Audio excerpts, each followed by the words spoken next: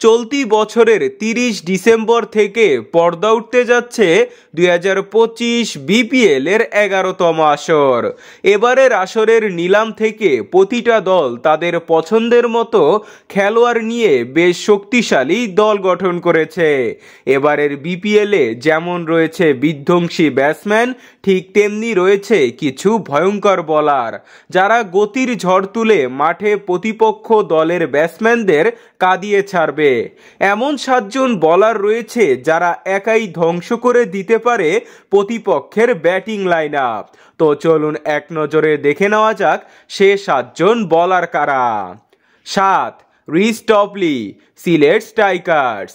England জাতীয় দলের নিয়মিত মুখ রিস টপলি। বিশেষ করে সাদা বলের ক্রিকেটে তিনি ভয়ঙ্কর একজন বোলার। উপমহাদেশের ক্রিকেট পিচে তিনি ভয়ঙ্কর হয়ে ওঠেন। পাওয়ার প্লেতে তিনি খুবই ভালো বোলিং করেন। এবারের বিপিএলে সিলেটের বোলিং ইউনিটের প্রধান অস্ত্র তিনি। 6. আলিস ইসলাম, চিটাগং কিংস। একজন চৌকস বুদ্ধিমান মিস্ট্রি স্পিনার বলা হয় আলিস ইসলামকে। এখনো জাতীয় দলে ডাক না পেলেও বিপিএল এর পরিচিত মুখ তিনি। এখনো পর্যন্ত বিপিএলে 3টি দলের হয়ে খেলেছেন।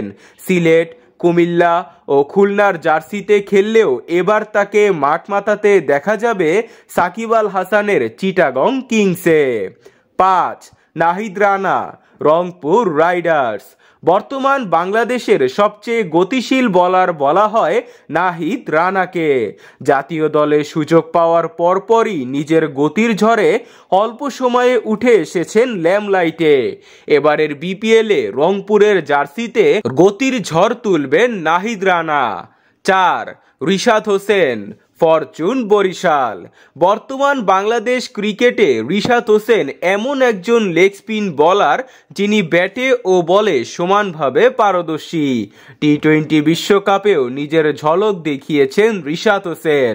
ফরচুন বরিশালের মতো তারকাখাসা দলের হয়ে মাঠ মাতাবেন রিশাদ। 3.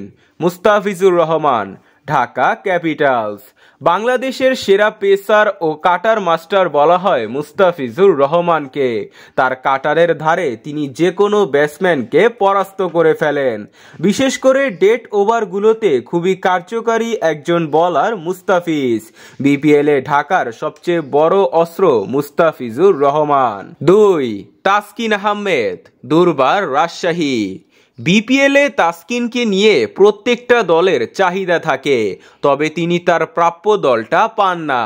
এর কারণে তিনি এখনো বিপিএলে শিরোপা জিততে পারেননি। বাংলাদেশের সেরা পেসার তাসকিন আহমেদ, তাই দুর্বার রাজশাহীর বোলিংয়ের তুরুপের তাস তাসকিন আহমেদ। 1.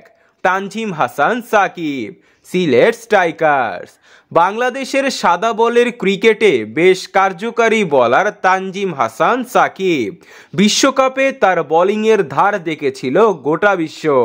এর কারণে গায়ানা অ্যামাজন ওয়ারিয়র্সের মতো দলে সুযোগ পেয়ে যান।